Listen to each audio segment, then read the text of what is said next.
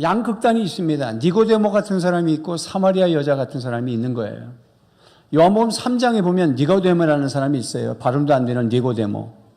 우리식으로 말하면 국회의원 정도 되는, 그리고 율법학자고 성경에 대해서 잘 알고 있어요. 잘 사시고 잘 배웠고. 그래도 그 마음에 공허함이 있고 목마름이 있었습니다. 그래서 체면에 예수님에게 와서 이 목마름을 어떻게 해결해야 될지 질문하고 싶은데 낮에는 오늘 용기가 없어서 밤에 찾아왔어요. 그게 3장에 우리가 이미 본 겁니다. 예수님이 꿰뚫고 보았죠. 그래서 물과 성령으로 거듭나야 하나님의 나라 들어갈 수 있고 하나님 나라를 볼 수 있다. 즉 다시 태어나야 된다. 그 어르신이 이렇게 다시 되물었죠. 어머니 뱃속으로, 이 나이가 많은데 어머니 뱃속으로 다시 들어갔다 나와야 됩니까? 여러분, 그렇게 박식한 사람도 영의 세계를 몰랐습니다. 그래도 갈증을 가지고 찾아온 사람이에요. 여러분 가운데 주님을 만나기 위해서 갈증을 가지고 찾아오시는 분도 계십니다. 그분도 예수님을 만나게 될 줄로 믿습니다. 그러나 오늘 사마리아 여자는 어떤 사람입니까? 예수님을 만나러 우물가에 갔나요? 아니에요. 그냥 물 길러 갔어요. 평범한 삶 속에 그냥 간 거예요. 또 그 여인의 삶이 그렇게 행복하지는 못했어요. 왜냐하면 남편을 5명이나 갈아치우고 현재 있는 남편도 남편이 아니다, 이런 얘기를 지금 하고 있지 않습니까? 그러니까 이 여성은 평범하지만 평범하지 않은 삶을 살고 있는 것입니다. 고독하고 절망감이 있고 소외되고 열등의식이 있고. 그렇지만 물은 길어야 먹고 살 수밖에 없고 라고 하는 현장에서 또 아침 저녁으로 여자들이 우물가에 너무 더우니까 그렇게 일찍들 물 길러 오는 걸 피해서 난 12시에 아무도 안 왔을 때 물 길러 갔을 뿐이에요. 그런데 거기서 예수님을 만난 겁니다. 여러분들이 교회 나오실 때 죄 용서받고 구원받아야지, 영적으로 왜 이렇게 공허한 거야, 나도 예수 믿고 천당 가야지, 그렇게 나오는 사람도 있어요. 그러나 때로는 그냥 병 고치기 위해서, 아니 심신이 너무 힘들어서 그냥 편안하려고, 아니 우리 전도사역자가 너무 귀찮게 해서 내가 한 번은 가주겠다 그래가지고 오신 분일 수 있어요. 중요한 것은 니고데모냐 사마리아 여자냐 다 주님을 만났다는 것입니다. 어쨌든지 간에 오늘 교회라는 우물가에서 예수님을 만날 수 있기를 바랍니다. 그래서 우리는 누구나 생수가 필요하지 않은 사람은 없지 않느냐. 오늘 주님께서 내가 생수다, 내가 생명의 샘물을 내가 터뜨려서 주마, 물으라고 하는 것은 보편적이고 그리고 필연적이다. 어려운 말로. 보편적이라는 말은 물을 안 마실 사람은 없는 거잖아요. 물은 다 필요한 거잖아요. 물은 뭐 부자도 필요한 것이요, 가난한 사람도 물이 필요하고, 뭐 제 아무리 잘났어도 물 안 먹으면 안 되는 거잖아요. 그런 거기 때문에 보편적이에요. 그러면서 필연적이라는 말은 뭐냐면 반드시 물 먹어야 살아요. 군복원처럼 물 없으면 죽어요. 그렇기 때문에 예수님께서는 당신을 생명수로 표현하신 것은 나에게는 누구든지 다 올 수 있다.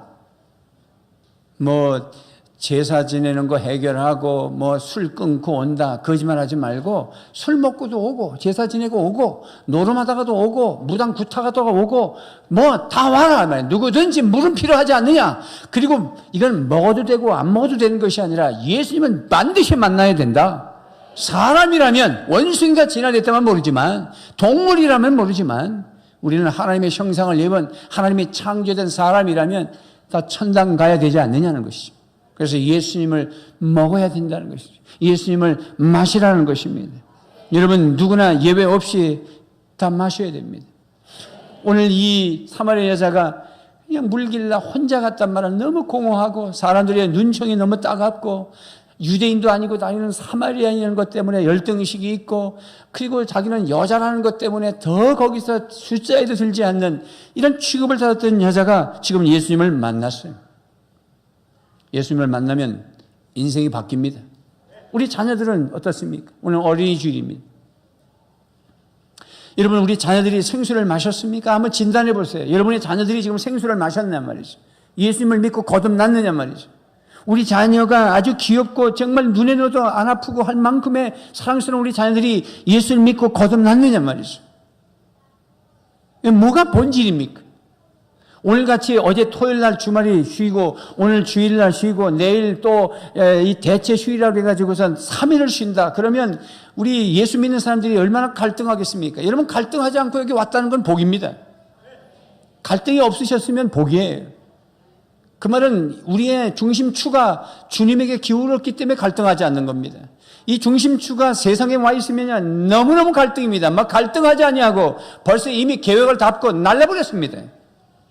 애들 손잡고. 그러면 그 자녀가 지금 생수를 마셨느냐고 되묻겠습니다.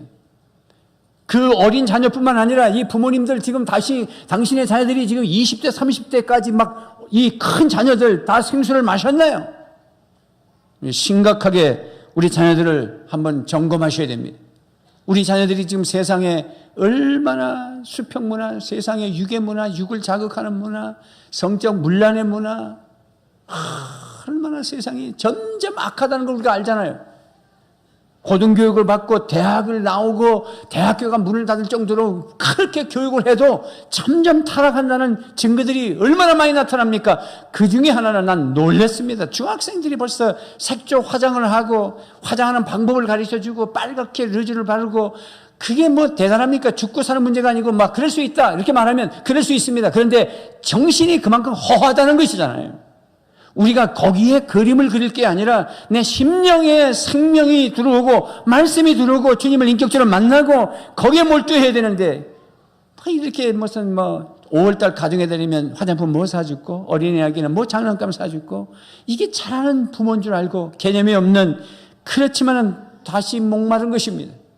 오늘 다시 목마르려니와 13절 말씀에 예수께서 대답하여 이르시되 이 물을 마시는 자마다 다시 목마르려니와 어린이날 쇠가 빠지게 돈 번 거 오늘 기분 낸다고 아빠가 20만 원짜리 로봇 조립하는 거 사주고 딸내미한테는 인형 세트, 주방 세트 막 다 싸주고 그 약발이 얼마나 가느냐? 일주일도 못 갑니다. 여러분 집 새로 사도 1년이면 그만 실증 나고 차 처음에 다시 사면 6개월 동안 닦고 지금도 주차장에 주차했는데 신경이 거기다 있어. 내 차 긁지 않을까? 아까 될 때 옆차하고 너무 간격이 좁던데 문 열면서 콕 추워박을지 않을까? 6개월 동안 신경을 쓰다가 1년, 2년 되면 버려버리면 내가 말거나 비가 맞거나 말거나 우리가 세상 것이 다시 목마르요. 예수님을 만날 수 있기를 바랍니다. 그래서 우리 믿는 사람들은 오늘 말씀해 보니까 사마리아 여자가 예수님을 처음 만나서 영생의 생물, 예수님을 믿어서 영생을 얻었다는 얘기면 난 영생을 얻었는데요. 난 구원 받았는데요. 30년 전에 구원 받았는데 오늘 이 본문 말씀이 나하고 무슨 관계가 있습니까? 여러분 예수 이미 믿으신 분들 거기다가 저는 집사거든요. 저희들은 모태신앙이거든요. 이런 질문들을 가지고 있지 않겠어요? 주님의 대답은 뭔지 아세요? 요한복음 10장 10절 말씀을 보십시오. 도둑이 오는 것은 도둑질하고 죽이고 멸망시키려는 것뿐이요 내가 온 것은 양으로 생명을 얻게 하고 더 풍성히 얻게 하려는 것이라. 여러분 도둑이 오는 것은 죽이고 멸망시키는 것인데 예수님이 오신 것은 우리에게 뭘 먼저 주신다? 생명. 내가 온 것은 예수님이세요. 양은 양의 양. 예수님이 목자이시면 우리는 양이에요. 양으로 생명을 얻게 하고 그래서 예수 믿었어요. 우리가 생명을 얻었습니다. 이미 믿으신 분들 우리 구원 받았어요. 생명 얻었어요. 거기서 끝났다고 그럽니까? 뭐 더 받아야 된다고 그럽니까? 더 받아야 된다는 의미. 생명을 얻게 하고 더 풍성히 얻게 하려 합니다.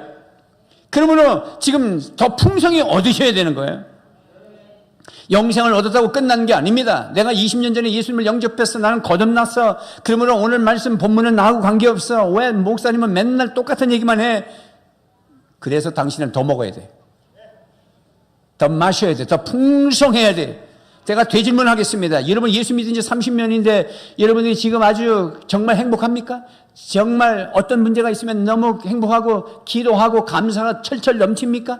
거기다가 지금 우리 시어머니가 나를 지금 막 해코지를 하는데 며느리 입장에서 나 예수 믿어서 내가 구원받았는데 이 말씀이 뭐 나하고 관계 뭐가 있냐라고 할 때 적용을 해보겠습니다. 그 어렵게 하는 시어머님한테 할렐루야 어머니 감사합니다. 어머님은 저는 사랑해요. 어머니가 나를 아무리 그렇게 해도 나는 어머니를 존경해요. 나는 어머니를 대접할 거예요. 용돈 드릴게요. 그렇게 합니까?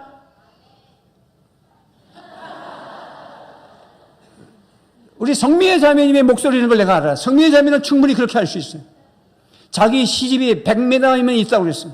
가끔 어머님이 상을 차려드리고 섬긴다고 그랬어요. 여러분 예수 믿는 사람은 그렇게 하는 것이에요.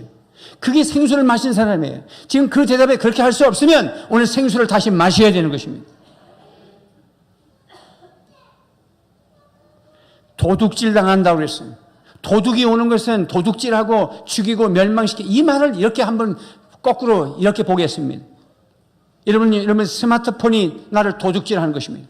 이 도둑이 오는 것은, 이 스마트폰이 나에게 오는 것은 나에게 시간을 도둑질하고 내 인격을 도둑질하고 내 눈을 건조하게 만들고 내 뇌를 도둑질하고 내 안에 생각을 다 잡아가고 그리고 공허한 것입니다.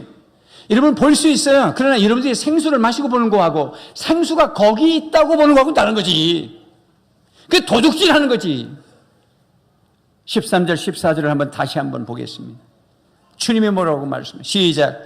예수께서 대답하여 이르시되 이 물을 마시는 자마다 다시 목마르느니와 내가 주는 물을 마시는 자는 영원히 목마르지 아니하리니 내가 주는 물은 그 속에서 영생하도록 솟아나는 샘물이 되리라. 한 번 샘물이 되고 끝나는 게 아니라 계속해서, 영생은 한 번 사는 게 아니잖아. 계속 사는 거잖아. 계속 우리 속에 배에서 생수의 강이 넘쳐 흐르고 있느냐는 거예요. 아니면 오늘 또 마셔야 되는 거예요. 이게 뭐냐, 생수가 도대체. 목사님 뭐 생수 자꾸 마시라는데 뭐 물 한 병도 안 주시면서 뭔 자꾸 생수라 그러시냐. 예수님을 나의 구주로 영접하시고 예수님의 십자가 부활을 믿으시고 그 다음에 거기서 끝나는 것이 아니라 예수님이 주시는 성령의 충만함을 말하는 거야. 주의 영으로 가득 차면요, 그 이상은 설명하면 안 되는 거예요. 여백을 둬야 되는 거예요. 이건 하나님이 하시는 일인데 뭐 목사가 자잘구사하게 다 설명해야 됩니까? 예수님이 오셔서 성령을 우리에게 생수를 줘버리면 천국에서 영원토록 행복한 그 행복함이 오늘 당겨서 여기서 누릴 수 있음을 말씀하시는 거예요. 그러니까 15절에 여자가 이르되 주여 그런 물을 내게 주사 목마르지도 않고 또 여기 물길로 오지도 않게 하소서. 여자가 처음에는 예수님을 만나려고 온 게 아니었어요. 그냥 물길로 왔습니다. 여러분들이 처음에 그냥 교회 나올 때 뭐 예수님 만나려고 온 게 아닌 거예요. 그냥 난 물길로 온 거예요. 건강하려고 오고 사업 잘 되려고 오고 막 그렇게 올 수 있어요. 그건 나쁜 거 아니에요. 그렇게 오셔요. 그랬다가 뭐 하는 거죠? 예수님을 만나서 예수님께 뭐라고 기도하냐면 내가 다시는 이 아픈 것 때문에 병원 가지 아니하도록 나에게 생명수를 주세요 라고 기도할 수 있는 거예요. 주님에게 이제 제대로 된 기도를 할 수 있는 거예요. 생수를 마시게 해주세요. 목마르지 않게 해주세요. 그랬더니 예수님께서 네 남편을 데려와라. 야, 네 남편을 데려와. 이 말은 뭐냐면 두 번째, 생명수를 마시는 것은 네가 깨져야 마실 수 있다, 그 말이에요. 그래서 제가 두 번째는 반석을 깨야 샘물이 터진다, 그렇게 표현했습니다. 자, 이 말씀 여러분, 이스라엘 백성들이 샘물을 먹었죠. 생명수를 먹었어요. 이스라엘 백성들이 이집트에서 430년 동안 노예 생활하다가 출애굽해서 홍해를 건너 광야를 통과하고 있습니다. 200만이 광야 생활합니다. 이게 뭐 말이 쉽지. 200만이면 우리 부산 인구 3분의 2가량이 됩니다. 그들이 필요한 물은 낙동강 물입니다. 우리가 낙동강을 정수시켜서 우리가 수돗물을 지금 먹고 있습니다. 그 정도 물이어야 200만이 먹을 수 있지 않겠어요? 200만이 수통을 차고 물을 뭐 가지고 왔던 게 아니에요. 그냥 계속 광야 생활하고 걷는데 주님 뭐 물 주지 않으면 못 사는 겁니다. 그냥 모세에게 목마르다고 르비딘 광야에서 난리가 났습니다. 모세가 하나님 앞에 하나님 이 백성을 죽일 작정이십니까? 물을 주십시오. 이거 지금 광야에서 햇빛은 나고 막 아무리 구름을 덮었지만 이거 정말 못 살겠습니다. 그랬더니 모세야, 네 지팡이들을 저 반석을 치라. 그래서 반석을 치면서 기도했더니 반석이 꽉 터지면서 물이 막 낙동강 물처럼 흘러내리는 거예요. 200만이 그냥 볼떡볼떡 먹었단 말이지. 근데 그게 뭐냐라는 거예요. 그 반석이 뭐냐? 그 생명수가 뭐냐라고 하는 질문에 신약 성경에 왔어. 그건 구약 성경에 예수님이 오시기 전 얘기야. 신약 성경은 예수님이 오시고 난 다음에 바울 사도라는 사람이 고린도전서 10장 4절 말씀에 이렇게 기록했어요. 한번 봐요. 시작. 다 같은 신령한 음료를 마셨으니 이는 그들을 따르는 신령한 반석으로부터 마셨음에 그 반석은 곧 반석이 누구다? 광야의 르비딘 광야에서 이스라엘 백성들이 반석을 깨서 마셨는데 그냥 바위 덩어리인 줄 알았더니 그것이 예수님이라는 거예요. 이스라엘 백성들이 예수님을 깨서 마셨다는 거예요. 그게 무슨 말이냐? 예수님이 십자가 지시고 부활하시고 예수님이 자기 몸을 깨뜨리시고 오늘도 성만찬을 하는데 이것은 내 몸이다. 내가 깨뜨려 부셔먹은 이게 내가 나만 먹는 게 아니라 이건 너도 먹어라. 이게 성만찬입니다, 여러분. 예수님은 절대로 우상을 섬기도록 당신이 살았던 집도 남기지 않으셨고 당신이 누워있었던 무덤도 남기지 않으셨고 당신이 입었던 세마포도 남기지 않으셨어요. 가끔 어떤 자료에 보면 세마포 입었던 것이다. 그리고 막 이탈리아 무슨 성당에 보면 여러 군데에 사본이 많아. 여기도 있고 저기도 있어. 예수님은 남기지 않았어요. 왜? 사람들이 자꾸 그렇게 관심을 가지니까.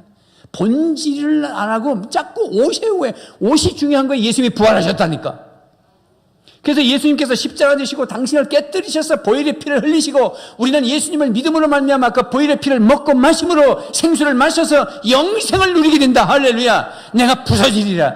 그런데 날마다 예수님이 부서지는 건 아니다. 예수님이 한 번 부서졌단 말이지. 2000년 전에 한 번 십자가 지셨단 말이지. 한 번 부활하셨단 말이지. 성령이 오셔서 날마다 우리에게 생수를 주시는데 이제 내가 부서져야 된다는 것입니다. 그래서 예수님께서 이렇게 말씀하셨어요. 마태복음 16장 24절 말씀에 시작. 이에 예수께서 제자들에게 이르시되 누구든지 나를 따라오려거든 자기를 부인하고 자기 십자가를 지고 나를 따를 것이니라. 나를 따라오는 게 뭐예요? 주님을 따라가는 게 뭡니까? 주님처럼 자라가고 싶고 주님처럼 성장하고 싶고 주님처럼 능력 있고 싶고 주님처럼 제자 삼고 싶고 주님처럼 하나님의 나라 구속사를 위해서 쓰임받고 싶고 좋아. 그렇게 나를 따라오려거든 니를 깨뜨려라. 그러면 네 안에서 성령의 충만함, 성령의 생수가 용솟음 칠 것이며 니도 나 같은 일을 할 것이다 라고 하는 말씀인 것입니다. 자기를 부정하고 자기 십자가를 지라는 거예요. 자기 십자가라는 거예요. 시어머니가 십자가가 아니에요. 직장에 갔는데 상사가 십자가가 아니에요. 아침에 출근하고 나면 그 상사가 깐죽거리고 만나를 불러가지고 네 일 이따를 못하냐? 네가 이래가지고 무슨 대학을 나왔냐? 네 이래가지고 밥을 먹냐? 이래가지고 네 엄마가 널 낳았냐? 별소리를 다 하는 거예요. 직장 가는. 군대 가면 그러죠. 그 더러운 소리를 내가 듣고 내가 내 몸을 깨뜨려서 내한테 생수가 흘러남지로 말미암아 그걸 덮어버리고 그 다음에 인내하면서 직장 생활하는 게 예수 믿는 사람들의 모습이란 말이에요. 그렇게 하는 사람이 십자가가 아니란 말이에요. 십자가는 네 십자가라. 네가 부서지라. 네가 부서지면 네 안에서 생명의 용수름 치는 샘물이 흘러넘치리라.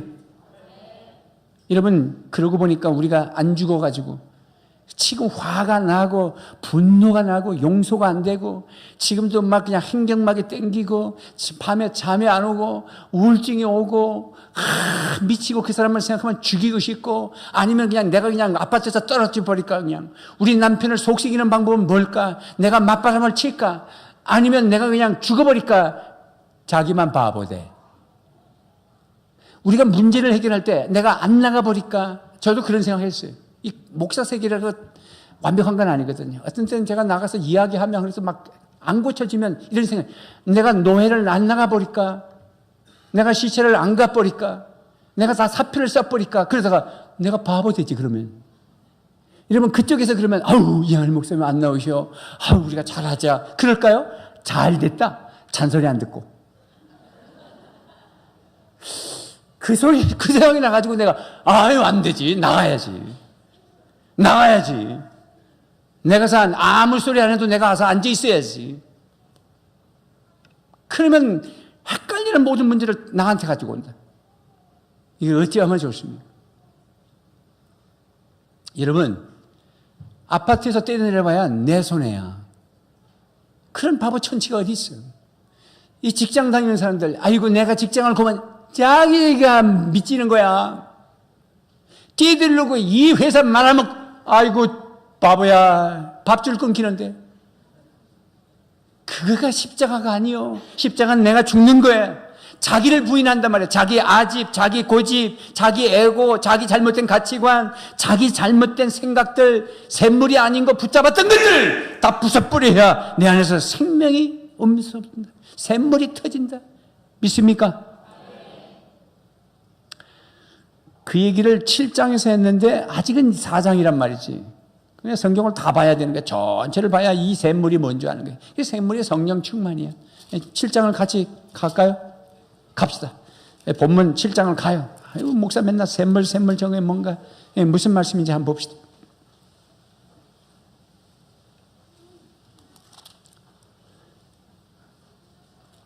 7장을 보면 거기가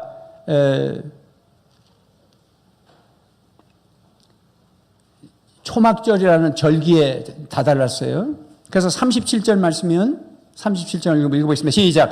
명절 끝날 곧 큰 날에 예수께서 서서 외쳐 이르시되 누구든지 목마르거든 내게로 와서 마시라. 나를 믿는 자는 성경에 이른 것 같이 그 배에서 생수의 강이 흘러나오리라 하시니 39절 시작. 이는 그를 믿는 자들이 받을 성령을 가리켜 말씀하신 것이라.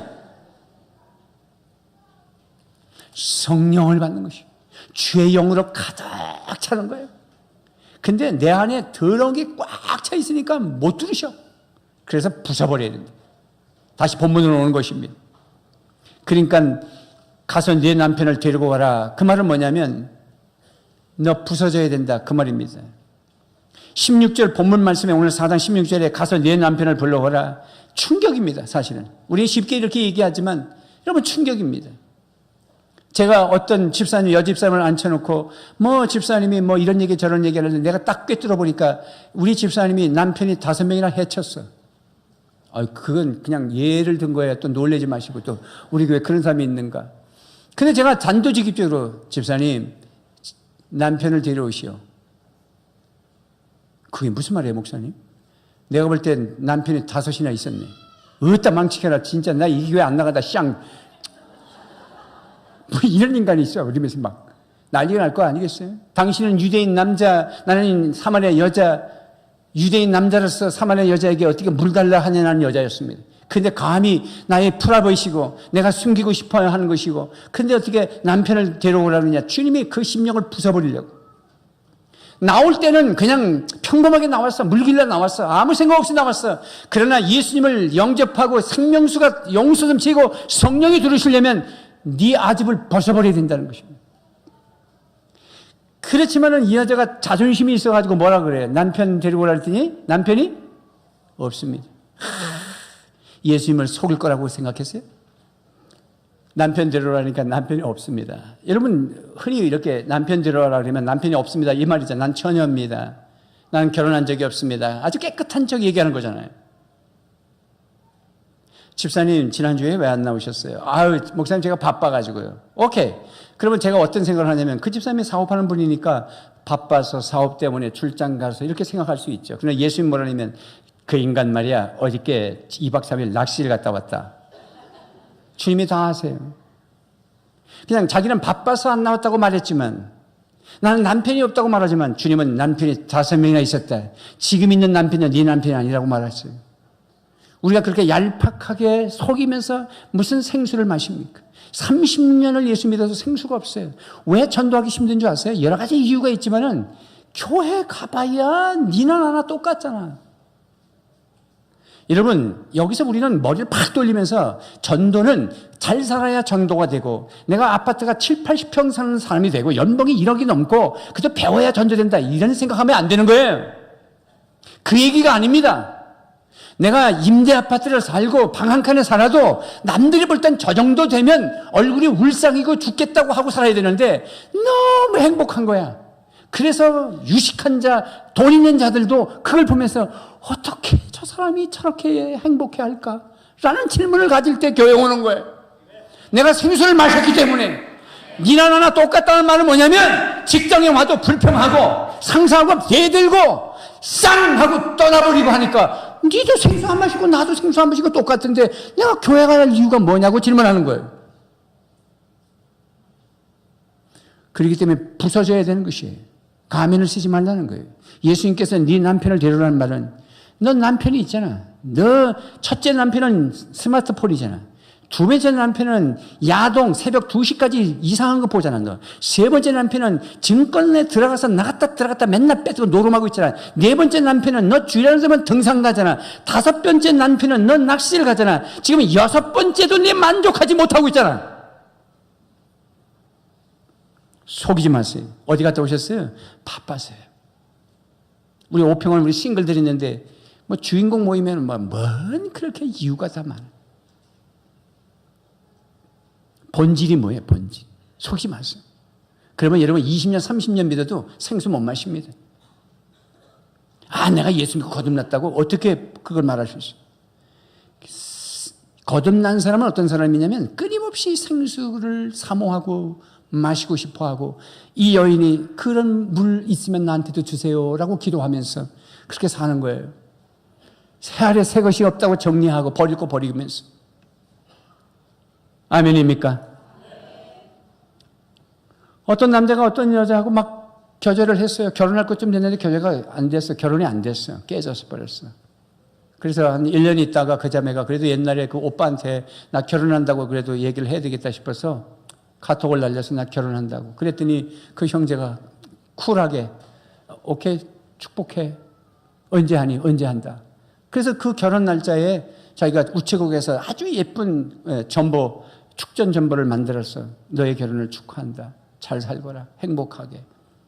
늘 건강했으면 좋겠다. 이러면서. 그러면서 성경 규절 하나, 요한 1서 4장 18절의 말씀이 뭐냐면, 사랑 안에 두려움이 없고 온전한 사랑의 두려움을 내어 쫓는다. 그래서 사랑은 두려움이 없는 거야. 열심히 행복하게 살아. 그리고서 그 우체부 그 일하시는 분한테 그렇게 좀 적어달라고 그래서 적어서 딱 붙여서 보냈어. 그래서 결혼 다 끝나고 결혼식 다 끝나고 남편과 함께 엎드려가지고 선물도 보내고 뭐 경비비는 누가 냈는지 뭐 이런 거 다 보고 그다음에 축전도 여러 가지 다 뜯어보다가 그 오빠가 보낸 축전도 같이 봤습니다. 그런데 우체부에서 이 여직원이 요한 1서 4장 18절, 요1 4장 18절인데 잘못하다가 요1 빼버리고 요한복음 4장 18절을 적어서 보낸 거예요. 요한복음 4장 18절을 다시 한번 읽겠습니다. 시작. 너에게 남편 다윗이 있었고 지금 있는 자도 네 남편이 아니니 내 말이 참되도다. 웃자고 한 말입니다. 이 말은 그냥 통과해야 됩니다. 신경 자꾸 쓰시면 안 됩니다. 아유, 그 여자가 어떻게 했을까? 옆에서 있는 새 신랑은 어찌했을까? 여기까지 확장하지 마세요. 중요한 사실은 지금 이 사마리아 여자가 우리라는 거예요. 우리가 5 남편이 있는데 그 사람이 남자가 아니고 여자가 아니고 세상 문화라는 것이에요.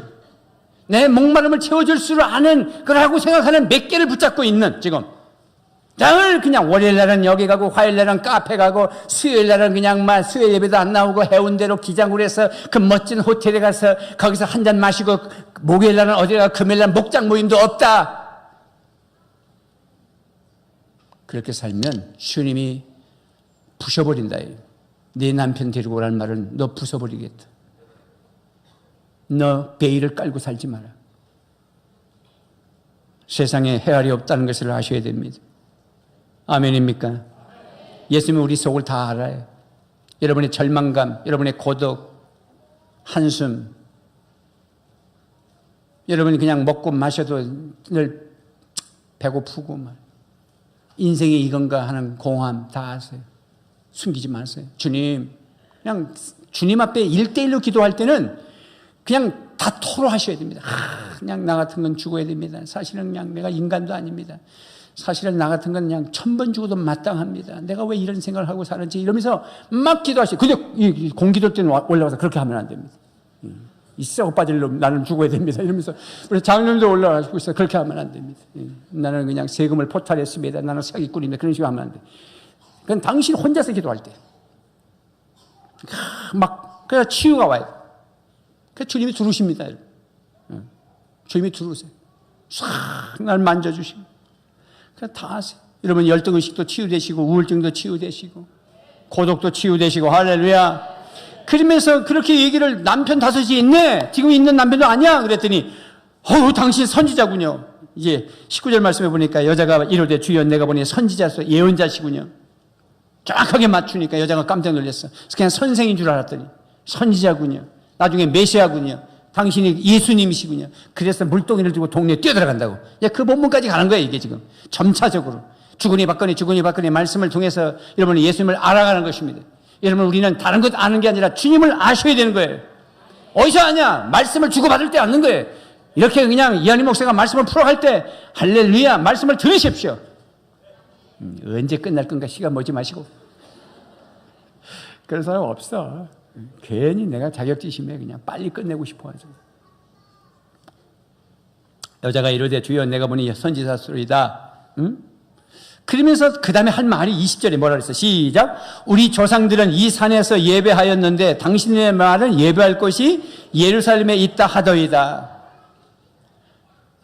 이 말은 이 남편 얘기에서 예배 얘기로 좀 분위기를 전환해야 되겠다. 뭐 이렇게 생각할 수도 있어요.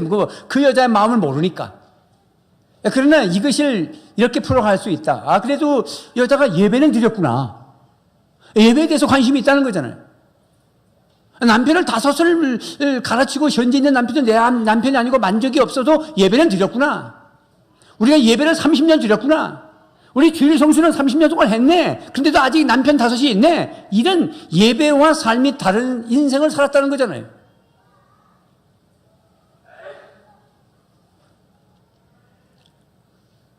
목사님이 오래 살려면 신경 안 써야 되는데 신경이 쓰이는 거예요. 이게 이제 중직자들 특히 이분들 보면 이야, 저렇게 신앙생활 해도 되겠나? 기도도 안 하지, 예배도 빠지지. 하지 말라는 짓 하지, 이러면 열통이 터진다. 내가 오래 살려면 신경 안 써야 되는데, 질문해 봅시다. 당신 예수 만났냐 말이죠. 응? 예배를 드렸는데 왜 생각이 안 바뀔까? 여러분 스스로가 모두가 적용을 해봐. 내가 정말 주일 성수를 했고 예배를 드렸는데 원래 이 여성이 예배를 드렸다는 거야. 그게 문제점이 뭐냐면 제가 생각해 볼 때 이분이 예배를 드렸는데 제대로 예배를 주님을 못 만났다. 모든 주석이 그렇더라고. 근데 제가 말씀을 생각하니까 동네 사람들하고 우물가에서 섞이지 않으려고 난 12시에 혼자 가는 여자가 이렇게 예배 공동체에 들어와서 예배 드렸겠느냐는 생각이 들더라고. 어떻게 감히 거기 예배 드리러 오겠어요? 먼 발장에서 구경했겠구나. 그래 갈증이 나지.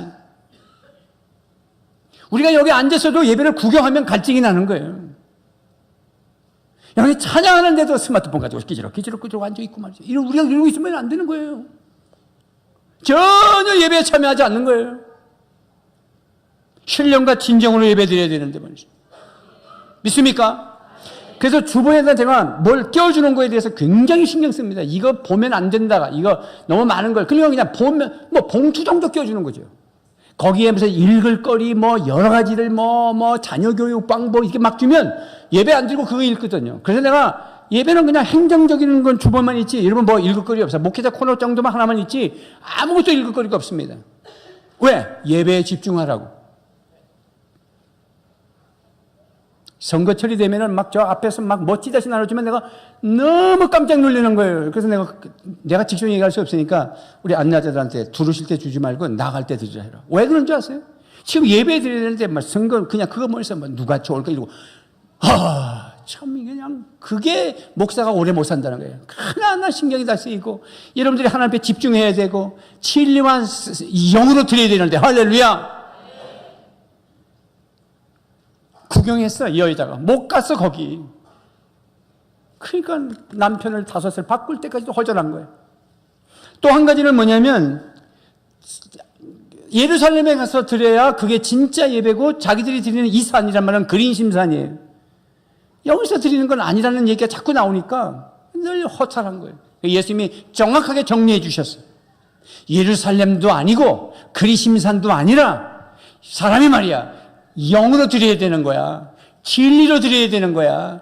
나의 이름으로 예수 그리스도로 드려야 되는 거야. 이런 말이에요. 진리란 말은. 영으로 드리면 된다. 그럼 우리는 이렇게 아주 팍 돌아가는 사람은 장소가 문제가 아니라면 우리가 들에 나가서도 드릴 수도 있고 꼭 교회 나오라고 하지 말고 아무 데나. 자, 좋아요. 오케이. 그런 질문 할 수 있어요. 질문하십시오. 그런 질문을 해야지. 여기가 이 산도 말고 저 산도 말라면 장소가 중요하지 않다는 말이잖아요. 그러면서 신령과 진리로 예배드려라 이런 말씀이잖아요. 그래서 그런 예배를 드리는 자를 하나님이 찾으시겠다고 그러잖아요.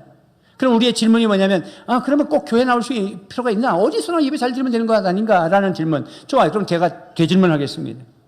어제 토요일 날 쉬고 오늘 어린이날 쉬고 내일 또 대체 휴일까지 줬습니다. 정부에서. 오늘 이 어린이날이 노는 날인데 주일날 껴버리면 하나를 더 줘서 대체 휴일을 주는데 이게 우리 크리스찬들에게는 엄청난 유혹거리가 되죠. 그래서 우리 생각에는 그냥 놀러 간다. 좋아. 우린 간다. 뭐 예배가 꼭 교회 가서 예배만 드리면 되나? 뭐 딴 데 가서 우리 벌판에서 드리면 된다. 그렇게 얘기하면 그게 신령과 진정으로 드린 예배가 맞습니까? 예배가 목적으로 들판에 갔습니까? 노는 게 목적으로 갔습니까? 노는 게 목적으로 갔죠. 그래서 신령과 진정과 예배가 중요하다는 거예요. 여러분들이 병원에 입원했어요. 교회 나올 형편이 못 돼요. 그러면 병원에서 예배 드릴 수 있어요. 그런 경우하고 다르죠? 내가 세상의 문화, 세상의 쾌락에 휩쓸려가지고 애들 손잡고 아무데나 가면서 어디 가서나 적당히 예배 드려도 된다는 생각은 그 신령과 진정의 예배가 아니에요. 나는 교회는 싫다. 우리 가정에서 나는 혼자 기도합니다. 그게 진리, 그게 바른 겁니까? 마음의 태도가 잘못됐잖아요. 교회 공동체라고 하는 것은 주님의 몸이에요. 약속된 시간이에요. 믿습니까? 탈북자 여성 중에서 청진의대 출신 여성이 탈북을 하셨어요. 의사가 되고 싶은 거예요. 그래서 강원도 화천에 보면은 하나원이라고 하는 곳에서 12명이 공부를 했어요. 자기는 북한에서부터 지하교회에서 조상적부터 예수를 믿었기 때문에 이 주일날 예배를 드리고 싶은데 이 하나원에 있으니까 예배를 못 드리잖아요. 그래서 부탁을 해가지고 나가서 토요일날 가서 서울까지 가서 꼭 예배를 드리고 오는 거예요.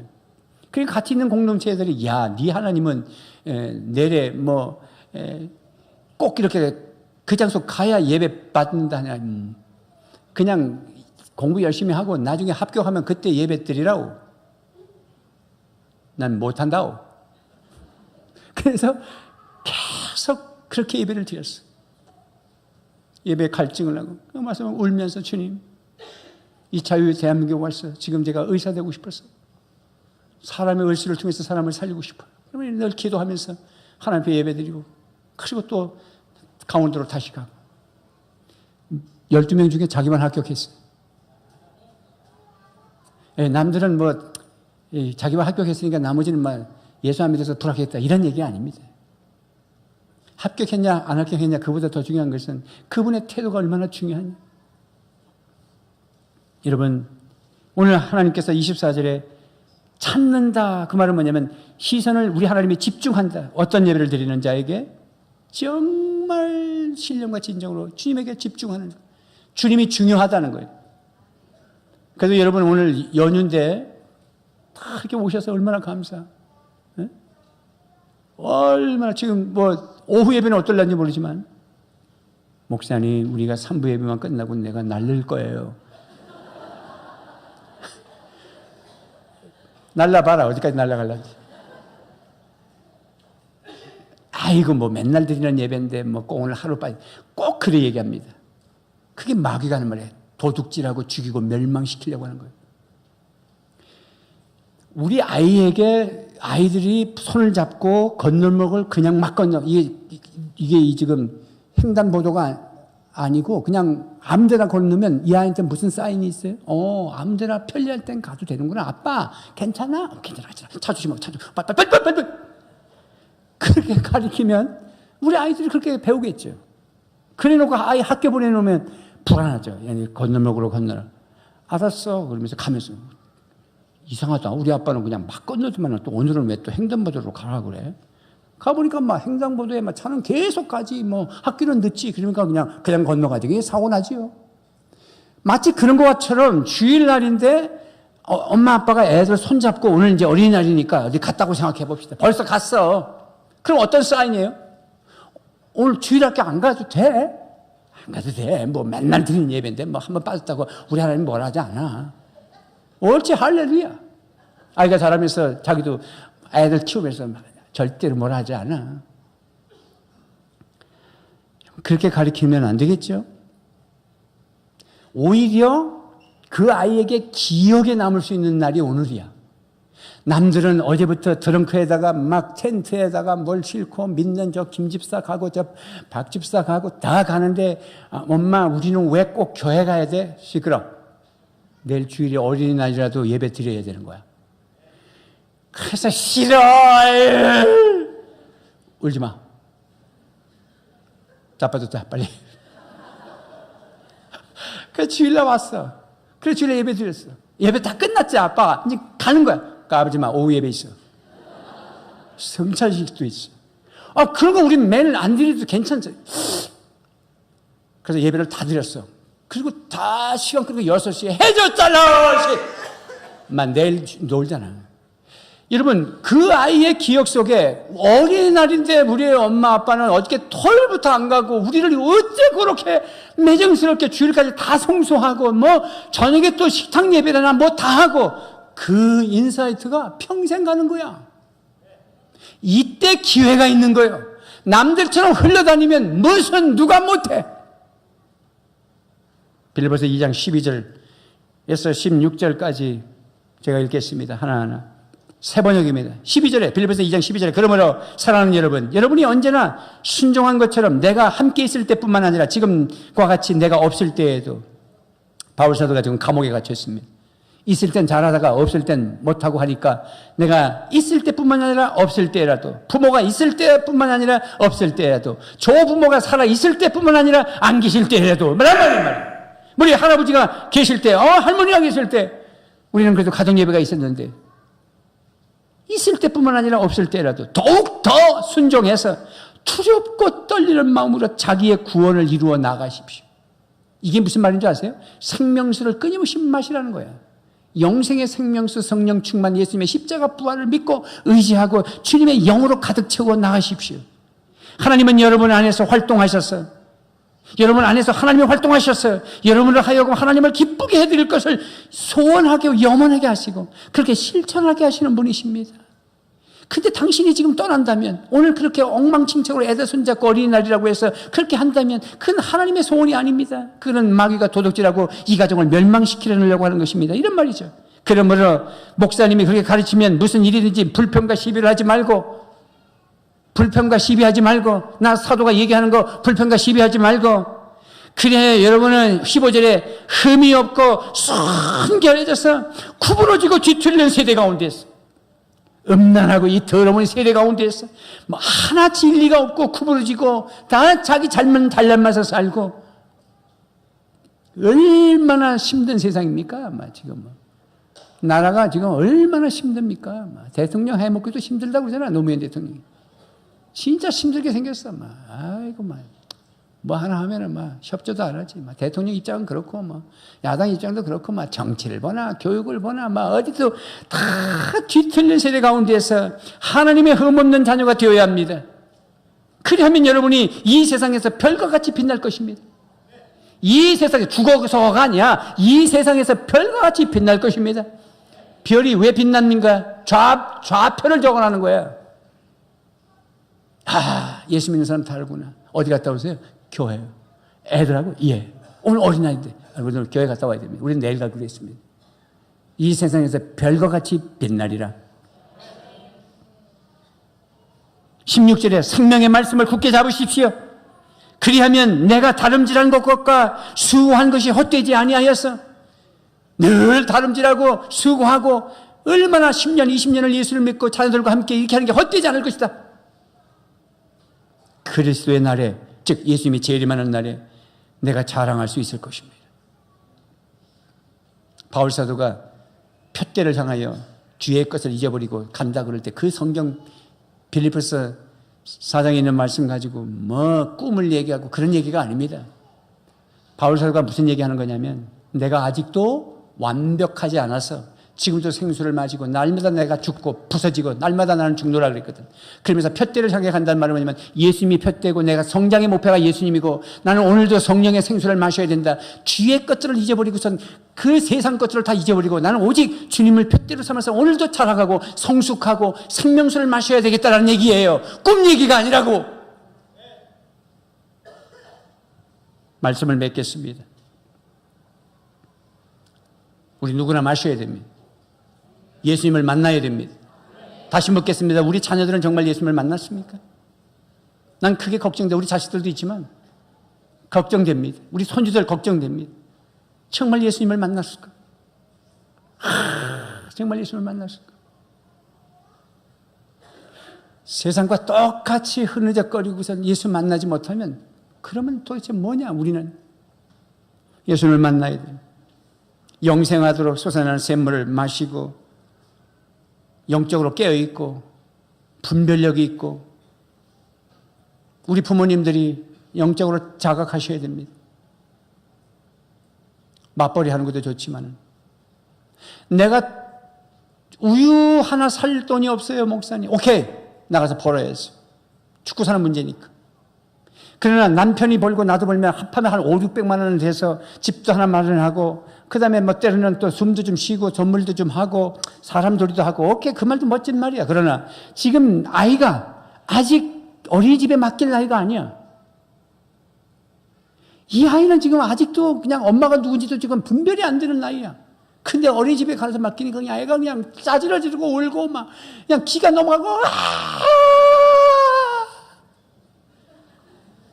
괜찮아.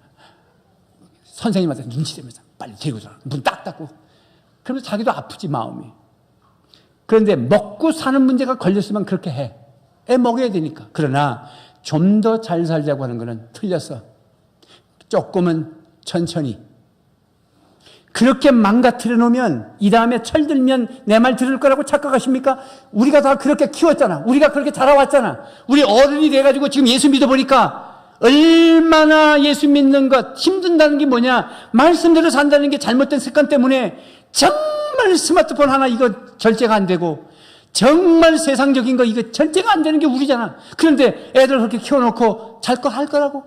나중에는 내가 돈 몇 푼, 한 200만 원 더 버는 게 매덕으로 흘러나갈 수도 있어. 경찰서에서 전화가 오고 아이는 학교에 적응이 부적응하고 맨날 애들 해코지를 하고 그 다음에 이놈이 한 20대 돼가지고 막 경찰서에서 사람을 어째 했느냐고 오고 내 집 아이는 안 그럴 거라고 이러면 확신할 수 있습니까? 정신 차려야 된다. 어린이 주일날 뭐 어떤 설교를 할까요? 제가 생각해봤어요. 이야, 뭐 설교 자리가 어마어마하고 무궁무진하지만 우리 자녀들 예수 그리스도를 믿고 생수를 마시고 부모들은 하나님의 신본주의 시상을 가지고 하나님을 사랑하고 절대적으로 하나님을 우선으로 딱 놓고 그런 철학을 가지고 아이들 가르치냐라는 질문인 것입니다. 그래서 우리 가정이 천국이 되시고 내 심령이 천국이 되시고 우리 아이들도 천국이 어디야? 우리 집에 엄마 아빠 이런 말이 나오고 그런 행복한 가정을 이룰 수 있기를 주님의 이름으로 축원합니다. 기도하겠습니다.